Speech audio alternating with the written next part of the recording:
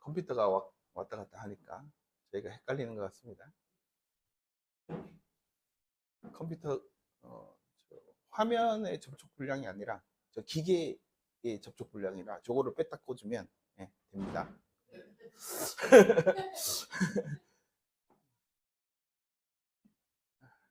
한 주간 잘 지내셨죠? 저는 되게 힘든 한 주를 보냈던 것 같습니다. 어떻게든 평정심을 찾기가 대단히 힘들었던 한 주로 기억되는 것 같습니다. 주님의 사랑과 은혜가 여러분들 마음에 그리고 평화가 찾아오시기를 간절히 소망합니다. 그나마 제가 이제 목사인 게 다행이었던 한 주였던 것 같습니다. 제가 이제 저에게 주어진 예배의 임무가 설교이다 보니 설교를 준비하면서 어쨌든 성서에 관한 글도 읽어야 하고 설교를 준비하면서 글도 써야 하고 그렇게 계속 마음을 가다듬어 가면서 지냈던 한 주였던 것 같습니다. 그래서 되게 그걸로 인하여 도움을 많이 받았던 한 주입니다. 설교를 준비하면서 가장 도움을 많이 받았던 게 이제 애가 3장 19절에서 25절 말씀이었습니다. 마음의 위로를 얻으려고 나라를 잃었던 예레미야의 애가의 말씀을 한번 찾아보게 되었습니다. 그래서 애가 3장 19절에서 25절 말씀을 제가 천주교 성경으로 한번 읽어드리겠습니다. 내 고통과 내 불안을 생각함은 쓴 흰쑥과 독초와 같은데도 내 영혼은 생각을 거듭하며 안에서 녹아내리네. 하지만 이것을 내 마음에 새겨 나는 희망하네. 주님의 자애는 다함이 없고 그분의 자비는 끝이 없어 아침마다 새롭다네. 당신의 신의는 크기도 합니다. 주님은 나의 목, 그래서 나 그분께 희망을 두네 하고 내 영혼이 말하네. 당신을 바라는 이에게, 당신을 찾는 영혼에게 주님은 좋으신 분. 이렇게 나옵니다. 천주교 성경은 70인역을 번역했기 때문에, 그리고 우리는 마소라 사본을 번역했기 때문에 조금은 다르지만 조금 더 약간 시적으로 표현되는 그런 느낌을 가지고 있습니다. 어떻게 보면 예레미야는 저희 마음보다 훨씬 더 힘들었을 것 같다는 생각이 듭니다. 나라도 잃었고 바벨론 느부갓네살 왕에 의해서 유다도 예루살렘도 다 망하고 성전이 파괴되는 것을 보며 5개의 노래를 지었습니다. 그리고 그 중심에 있는 것이 이 3장입니다. 그래서 1, 2장, 4, 5장은 22절만 있는 반면에 이 3장은 66절까지 대단히 길게 기술되어져 있습니다. 그리고 이 3장은 국가 전체에 겪는 어려움보다 개인의 아픔에 조금 더 초점을 맞추고 있습니다. 앞선 본문을 보면 저자는 자기가 하나님의 진노의 몽둥이에 맞았고 빛도 없이 캄캄한 곳에서 헤맸다고 말합니다. 하나님은 가난과 고생으로 그를 애우시고 도망갈 수 없도록 담에 쌓아 가두시고 무거운 족쇄까지 채우셨을 뿐만 아니라 소리 높여 부르짖어도 기도도 듣지 않으셨다고 이야기합니다. 오죽하면 하나님은 마치 엎드려서 사람을 노리는 곰이나 사자와 같다고 했습니다. 고통이 얼마나 컸든지 그는 하나님께서 마치 자신을 관역으로 삼아서 활을 당기시는 것 같고 마치 돌로 이를 부수고 그의 얼굴에 땅을 비비시는 것 같다고 말하기도 했습니다. 그래서 마치 쓴 숲과 쓸개즙이 입에 가득한 느낌. 행복했던 시절의 기억은 모두 사라지고 나오는 것은 오로지 탄식뿐이라고 이야기를 합니다. 그의 삶에는 완전히 빛이 사라졌습니다. 고난의 현실에 잠시라도 잊을 수 없기에 울적한 마음을 가눌 길 없었습니다. 그리고 이런 마음은 오늘의 본문 16절과 계단이 담아 있습니다. 흑암에 앉아있는 백성과 같은 마음이었고 사망의 땅과 그늘에 앉아있는 자들과 같은 마음이었습니다. 그러나 저자는 그 다음 절에 갑자기 이제 주님의 사랑은 다함이 없고 자비도 끝도 없다는 것을 마음에 새기고 희망을 노래하기 시작합니다. 아침마다 새롭고, 그래서 주님은 나의 몫이고, 그리고 그분께 희망을 두고, 당신을 찾는 영혼에게 주님은 좋은 분이라고 찬양하기 시작합니다. 그래서 23, 25절은 사실 자신의 마음을 깊이 묵상하고 그 고백을 통해 나오는 고백이고, 그리고 같은 시련을 당하는 이들에게 위로하고, 그리고 극심한 공경과 혼란을 겪는 에게 계속 희망이 계속된다고 이야기하고 싶었던 그 저자의 마음입니다. 그래서 이렇게 개인이 건네는 위로가, 개인이 건네는 신앙의 말 건냄이 이 글을 읽는 독자들과 이 편지를 듣는 이들과 당시에 같은 세대를 사는 사람들에게 그 마음이 전달되기를 끊임없이 성서에 기록하고 노래했던 것입니다. 위로가 필요한 한 주입니다. 주님의 사랑이 우리의 삶과 영혼에 가득합니다. 우리는 모르지만. 그래서 우리가 고통에 당하고 힘들고 지칠 때면 훨씬 더 이렇게 낭망하고 괴로워하지만 그곳에도 주님의 사랑이 있다고 성서는 이야기합니다. 그리고 그 사랑이, 그 믿음이 세상을 바꿀 거라고 이야기를 합니다. 이 믿음을 가지고 함께 한 주를 잘 보내셨으면 좋겠습니다. 이 애가에 나오는 개인의 마음의 변화를 보다 문학적으로, 보다 현대 언어로 이야기하는 사람이 있었습니다. 제가 애가의 글을 읽고 또 이 글을 보며 한 주간 저의 신앙이 보다 깊어져야 되겠다라는 생각을 뼈저리게 했던 글입니다. 주보에 제가 글을 적어 놓았습니다. 한강 작가의 노벨 문학상 소감 전문 중에 제가 발췌한 글입니다.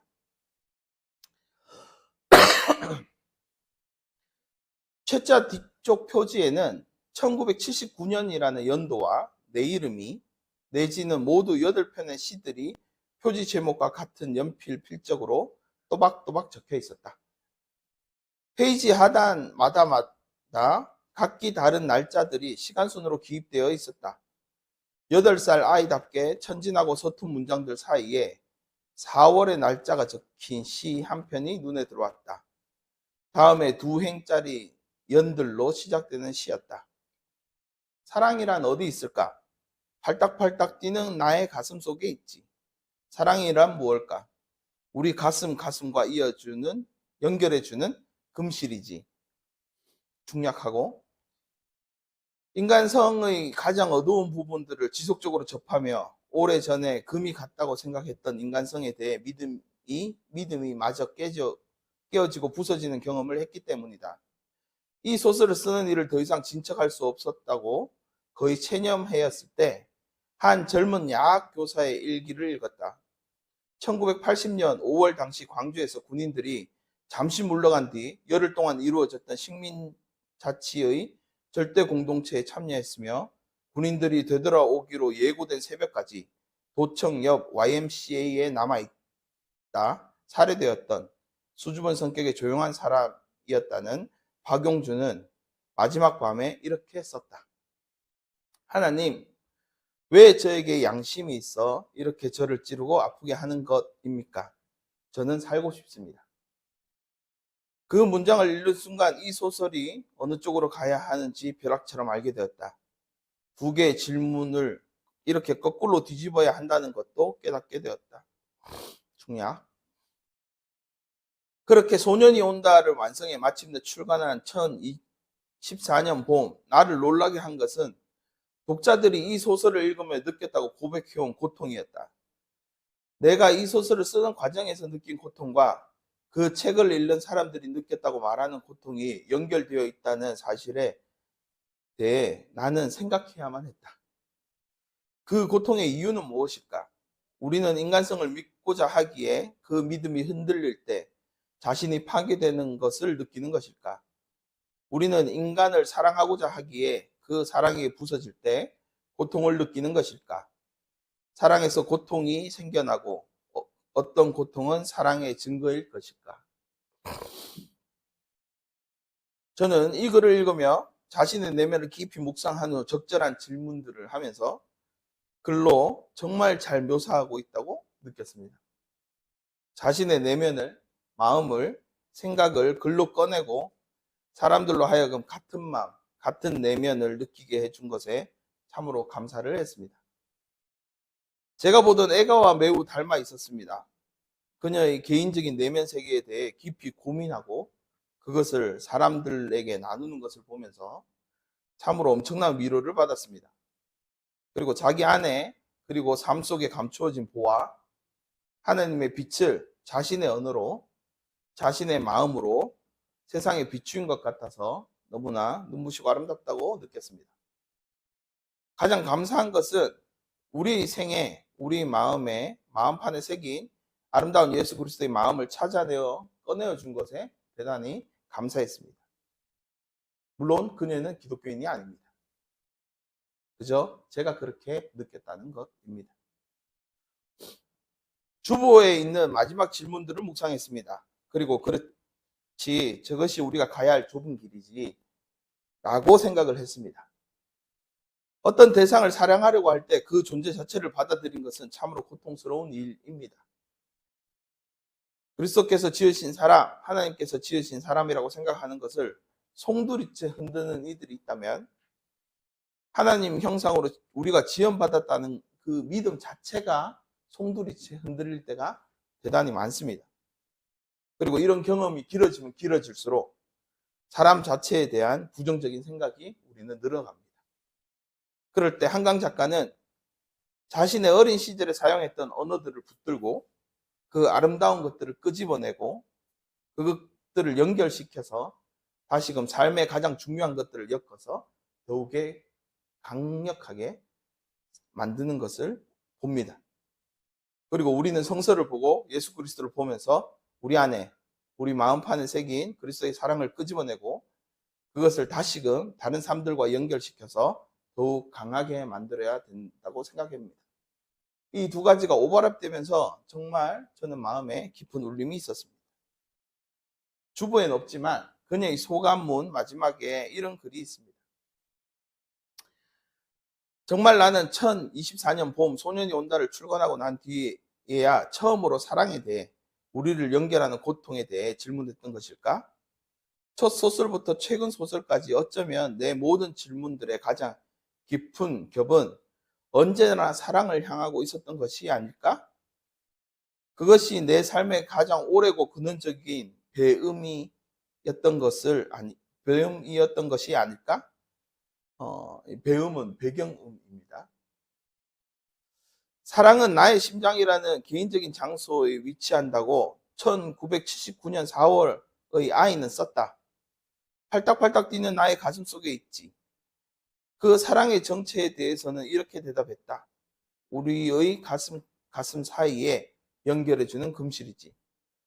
소설을 쓸 때 나는 신체를 사용한다. 보고 듣고 냄새 맡고 맛보고 부드러움과 온기와 차가움과 통증을 느끼는 심장이 뛰고 갈증과 허기를 느끼고 걷고 달리고 바람과 눈비를 맞고 손을 맞잡은 모든 감각의 세부들을 사용한다.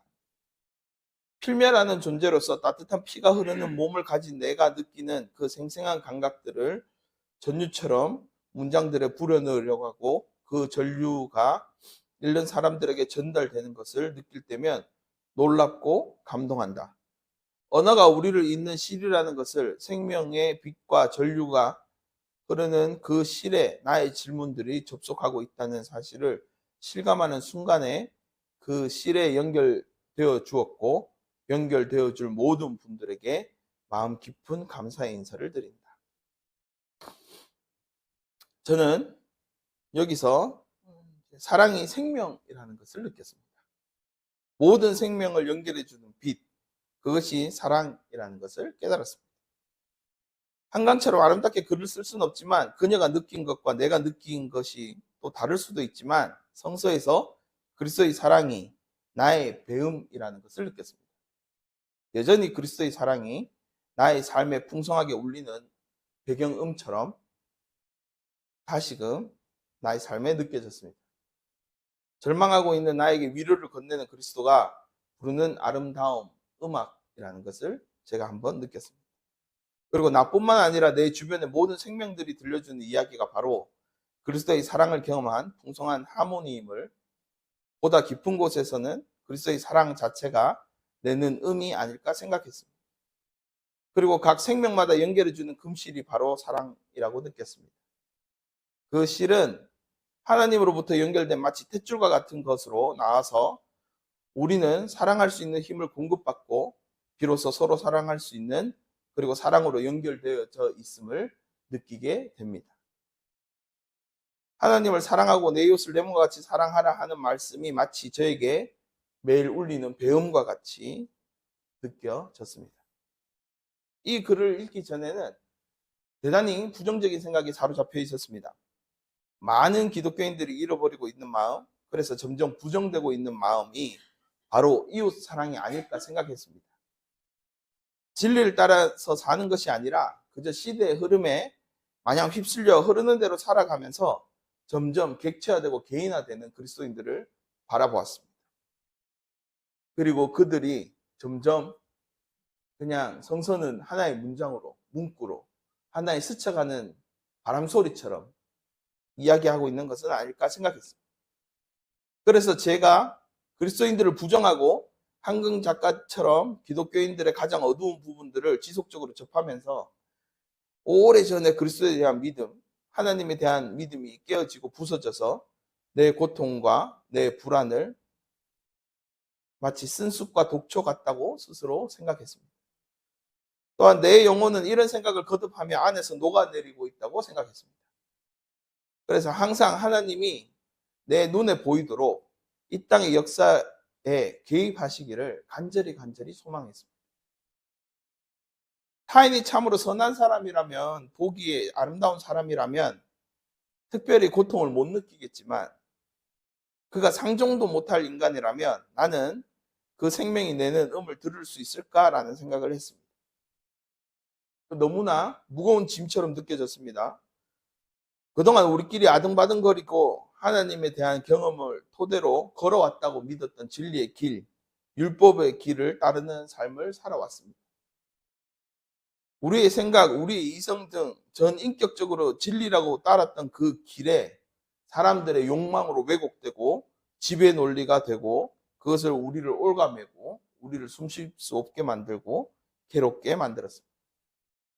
같은 이야기를 하나님의 언어로 나누어도 욕망에 따라 살아가는 이들과는 대화도 되지 않고, 하나님의 언어조차 그들의 욕망의 도구로 이용되고 있음을 볼 때마다 아등바등 살아온 나 자신조차 싫어지기 시작했습니다. 그래서 더 깊은 흑암으로, 더 깊은 그늘로 내 자신을 몰아가고 있었습니다.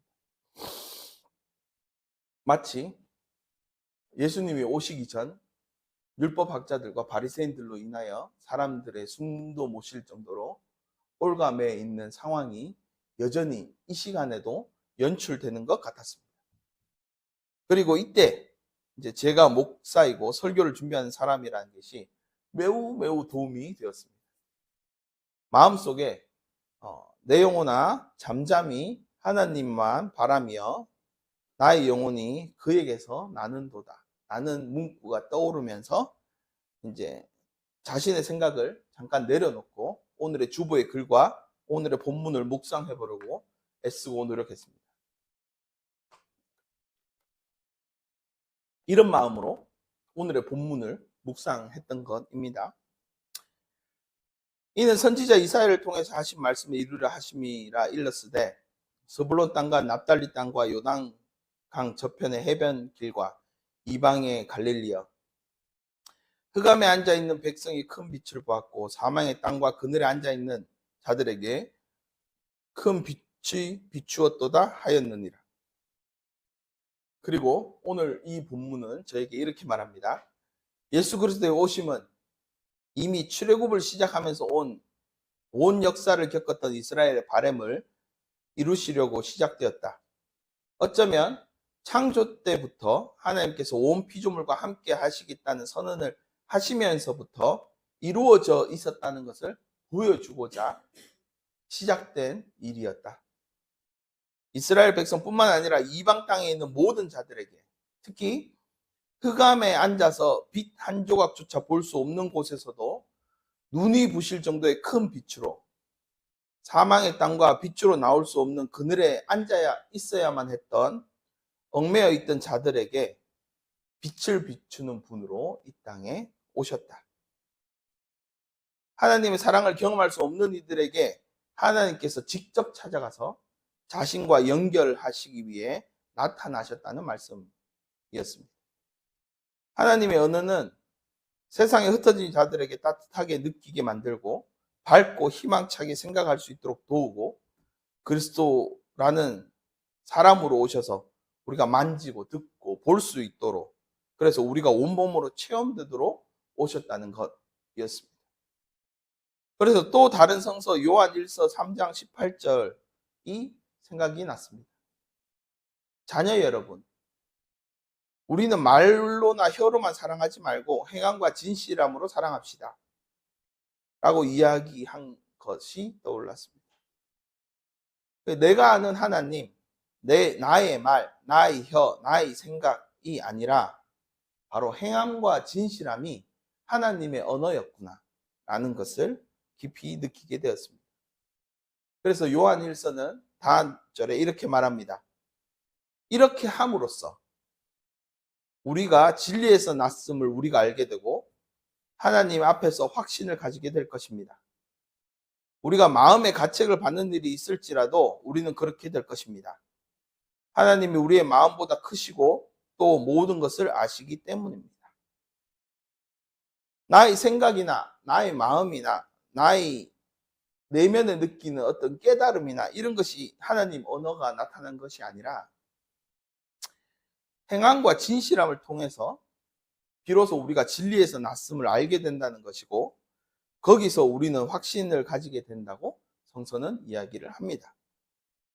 모든 이웃을 사랑할 수 없는 우리의 한계성 때문에 마음의 가책을 받는 일이 생긴다 할지라도 우리의 마음과 모든 것을 아시는 하나님께서는 우리가 그저 서로 사랑하기만 하면, 서로 위로를 건네기만 하면 거기에 더 큰 사랑을 공급하셔서 우리가 흑암에 앉아있는 모든 이들을 찾아갈 수 없을지라도 하나님께서 찾아가셔서 그들을 큰 빛으로, 그리고 따뜻한 빛으로 이끌어내시고 우리와 연결시켜 준다는 것을 느끼게 되었습니다. 그리고 우리의 사랑이, 믿음이, 소망이 그런 경험들을 통해서 더욱더 성장해 나간다고 성서는 이야기합니다. 사랑이라는 행동은 결국 우리 스스로를 돌아보게 만듭니다. 사실 사랑이라는 행동 앞에서 우리가 모두 고통을 받습니다. 그 마음이나 생각이 어디로 향해 있는지도 모르고 어디로 흘러갈지도 모르기 때문에 모든 관계에 대한 불확실성이 우리를 움츠리들게 만듭니다. 두렵게 만듭니다. 그래서 항상 용서도 힘들고 사랑도 힘든 것입니다. 그러나 이러한 고통이 없다면 우리는 스스로를 돌아보지 않게 됩니다. 자기 만족을 위해서, 자기 안전만을 위해서, 오로지 자기만을 위해서 자기애로 가득 차게 될 것입니다. 자기 만족에 겨운 사람은 깊이 생각하지 않습니다. 공허함과 권태와 무력감과 실패를 좋아하는 사람은 없습니다. 그러나 그때야말로 삶에 성찰할 수 있는 좋은 기회입니다. 그곳에도 하나님의 사랑과 위로가 있기 때문에 스스로를 부정하지 않고 스스로를 보다 명확하게 들여다볼 수 있게 해줍니다. 제가 처음 보았던 애가 3장도 같은 현상이 일어나고 있음을 우리는 봅니다. 애가의 저자가 울적함 속에 곰곰이 자기를 돌아봅니다. 그러자 자기 속에 있는 희망의 뿌리를 발견한 것입니다. 그러나 마음속에 곰곰이 생각하며 오히려 희망을 가지는 것은 주님의 한결같은 사랑이 다함이 없고 그 긍휼이 끝이 없기 때문이다 라고 고백하고 있기 때문입니다. 너무나 갑작스러운 분위기 반전이지만 오늘의 본문을 묵묵히 묵상하면서 제가 느꼈던 감정과 동의했습니다. 이런 생각을 했습니다. 한강 작가가 수많은 내적 고통의 시간 속에서 아름다운 빛을 발견했습니다. 자기의 어린 시절부터 마음 한켠에 고이고이 간직했던 타인을 사랑하는 마음을 힘들게 꺼내면서 그 빛이 빛나기 시작했습니다. 사랑은 기본적으로 고통 속에 태어납니다. 신앙도 마찬가지입니다. 사랑하면서 살아가는 모든 행위가 바로 신앙이기 때문입니다. 그렇다고 해서 신앙은 단순히 감정 문제로 착각하면 안 됩니다. 어쩌면 인간이 할 수 있는 일 중에 가장 어려우면서도 가장 힘든 일입니다. 사랑도 동사이듯이 신앙도 역시 동사입니다. 신앙은 고통 없는 삶을 약속하지 않습니다. 신앙은 고통을 창조하는 삶으로 바꿀 수 있는 힘을 제공합니다.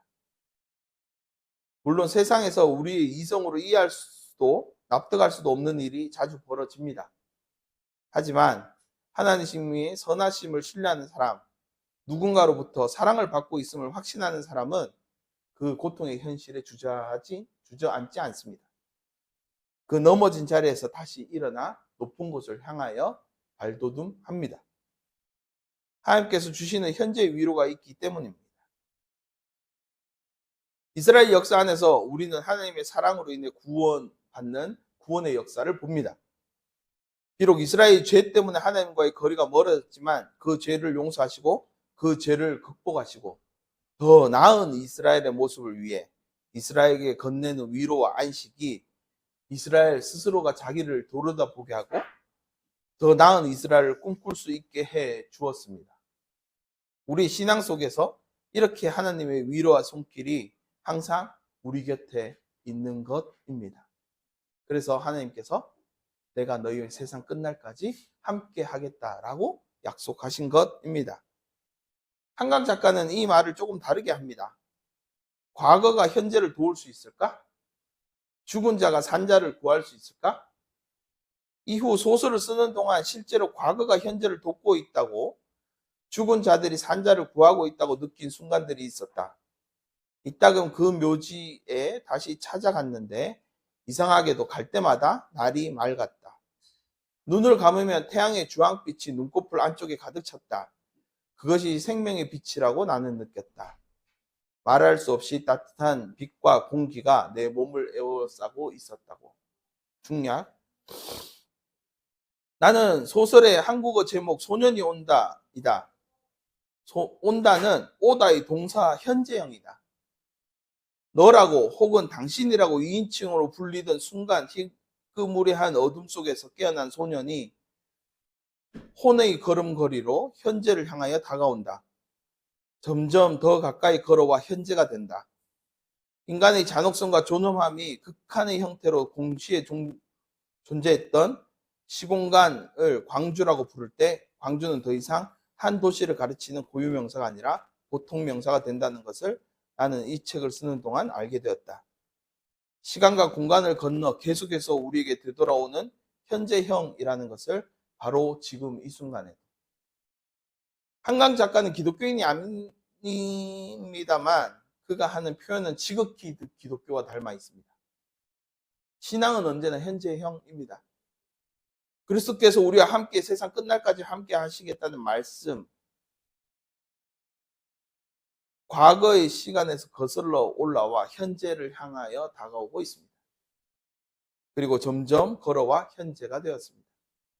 그리고 그리스도의 사랑도 그리스도의 탄생도 그렇게 현재가 됩니다. 우리 신앙도 마찬가지입니다. 만일 우리가 사랑하기로 선택한다면 분명 우리가 몇 가지 실수를 저지르겠지만 우리는 계속 성장할 것이고 우리가 속한 세상에 변화를 가져올 것입니다. 이것을 아는 이유는 우리의 과거의 신앙을 가졌던, 우리와 같은 신앙을 가졌던 선배들이 걸어왔던 길 때문입니다. 그들이 그렇게 살기로 결심하였고 그렇게 살았고 그렇게 신앙을 지킴으로 오늘날 우리의 신앙과 금실로 연결되어 오늘날 우리는 과거보다 훨씬 더 나은 세상을 경험하게 된 것입니다. 그렇게 하나님 나라에 우리는 한 걸음씩 다가설 수 있었던 것입니다. 오늘의 본문에서 보듯 하나님이 구약부터 꿈꿔온 하나님 나라는 상처받고 돌아온 이들을 품어주고 일으켜 세우고 격려하며 다시 살아갈 희망을 갖게 하는 곳입니다. 사랑하는 이들이 건네는 위로가 매우 충만한 곳이라는 것을 이야기합니다. 에가의 저자에게는 하나님은 영원한 고향이었고 오늘 본문에 나오는 그리스도의 나심은 흑암에 사는 백성들의 큰 빛이었고 사망의 땅과 그늘에 앉아있는 자들에게 큰 빛이었습니다. 그 고향을, 그 빛을 떠올릴 때 사람들은 희망을 노래할 수 있었습니다. 그리고 오늘날 우리의 신앙에도 그 빛으로 오시고 계시고 있는 것입니다. 모두의 고향이신 하나님은 평화로운 곳, 생명이 넘치는 곳, 이와 간용과 사랑이 넘치는 미래의 고향을 만들려고 하고 있습니다. 쓴 쑥과 같은 삶이라 해도 우리 고향이신 하나님이 우리에게 사랑으로 다가오셔서 우리와 세상 끝날까지 함께 하실 것이라는 말씀에 대한 믿음을 버리지 않는 한 우리는 그것이 현실이 될 겁니다. 그리고 그 믿음이 우리를 다시금 일어나게 해줄 겁니다. 지금 우리가 느끼기에는 쓸개즙 같은 역사라고 해도 하나님께서 태초에 만드신 미래의 고향인 평화로운 하나님 나라, 사랑과 위로가 넘치는 하나님 나라를 위해 오늘도 그리스도께서 일하시고 하나님 나라로 가는 길을 닫고 계심을 확신한다면, 그것이 우리의 현재가 된다면 우리는 온갖 장애를 딛고 앞으로 나아가게 될 겁니다. 저는 이 믿음이 신앙이라고 생각합니다. 신앙의 눈을 들어 우리 주님을 바라봅시다. 그러면 신앙은 어느새 우리에게 다가와 위로를 건네줄 겁니다. 그리고 그 신앙으로 우리 이웃들에게 다가가는 우리가 되기를 간절히 소망합니다. 그러면 그들에게는 흑암에 앉아있던, 절망에 빠져서 그늘에 앉아있던 그들에게 큰 빛으로, 그리고 빛으로 인도하는 그 빛이 비추게 될 것입니다. 우리 교회가, 우리가 그런 삶을, 신앙의 삶을 잘 살아내시기를 간절히 소망합니다. 기도하겠습니다. 사랑의 하나님, 참으로 감사를 드립니다. 우리 신앙생활이 당신이 꿈꾸는 하나님 나라를 향한 여정임을 알게 해주심에 참으로 감사를 드립니다. 머나먼 나라라고 생각했습니다. 그러나 우리가 건네는 사랑의 손길과 우리가 건네는 위로의 손길이 과거의 창조의 나라부터 앞으로 올 하나님의 나라와 연결되어 있음을 알게 해주심에 참으로 감사를 드립니다. 위로와 사랑이 넘쳐나는 세상이 되기를 간절히 기도합니다. 우리의 믿음이 부족합니다. 부정적이어지지 않도록, 그리고 비관에 빠지지 않도록 우리를 불쌍히 여겨주십시오. 항상 우리의 삶에 당신의 사랑과 위로를 느끼게 해주십시오. 그 사랑 덕에 우리가 가진 고통의 시간도 잘 이겨내고 살아갈 것 같습니다. 이 마음들이 온 세상에 연결되어 온 세상이 환호와 희망과 꿈이 살아나는 아름다운 당신의 나라가 되기를 간절히 소망합니다. 그 나라를 위하여 지금도 현재를 살아내고 계시는 우리 주 예수 그리스도의 이름으로 기도드립니다.